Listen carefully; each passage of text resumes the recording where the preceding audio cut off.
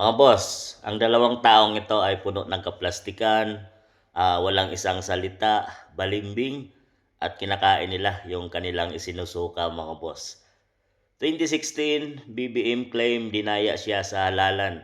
Ito yung pagtakbo nila bilang Vice President under FPRRD mga boss. So naging nanalo doon si Leni Robredo at naging Pangulo ng Pilipinas si PRRD mga boss. At sinabi, talagang claim ni nagsampa pa ng kaso si BBM na dinaya daw siya ni Leni Robredo kasi kunti lang yung kanilang advantage mga boss.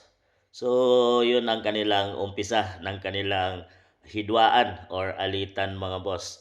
Isang Pinklawan versus ito loyalista or Marcos mga boss.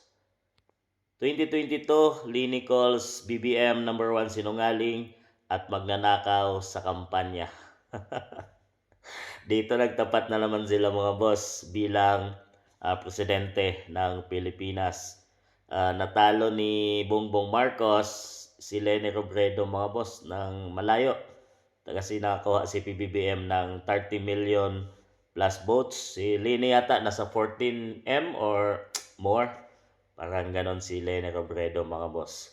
So talagang mula 2016 to 2022, nagpalitan sila dyan mga boss ng kanilang mga sinasabi kasi nga natalo si BBM, nadaya siya at nanalo si BBM dito. Si Leni naman yung mayroong pasaring na mga salita kay PBBM mga boss. So dito, 2028 mga boss, kami talaga ang para sa isa't isa. Ito yung kanilang target mga boss. Malayo pa ang 2028. Pero talagang inihahain na itong si Leni Robredo ng Pinklawan bilang kanilang frontrunner pagkapangulo ng Pilipinas. At talagang ano man naman mga boss, no? Parang hindi bababa si PBBM at siya ang magiging running mate or vice president ni Leni Robredo mga boss.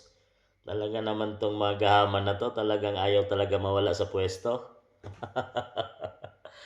Dito, sa mula sa kanilang pag-away sa itong magkaibang senaryo, sa 2028 ay mukhang magtatambalan sila mga boss. Dahil sinabi niyang binawi na nila lahat yung kanyang mga sinabing dyan at yung itong kay BBBM mga pasaring. At dito ay magsasanay puwersa sila para sa darating na 2028 election para talunin si VP Inday Sara Duterte. Sabi na ng kanyang proclamation tungkol sa kanyang pagtakbo sa 2028 bilang Pangulo ng Pilipinas. So itong dalawang to mga boss ay mga balingbing, walang isang salita at kinakain nila kung ano man yung sinusuka at sinasabi nila, pabago-bago ng isip. Alam naman natin kung ano mag-isip si PBBM at isa na rin to si Lene na sinasabing lutang mga boss.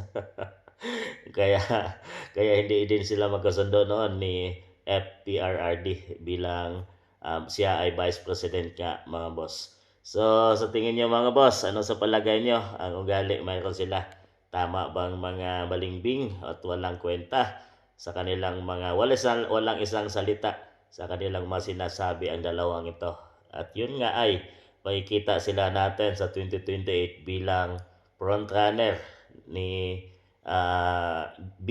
Leni Robredo itong si PBBM mga boss. Sa tingin nyo, iboboto nyo ba sila?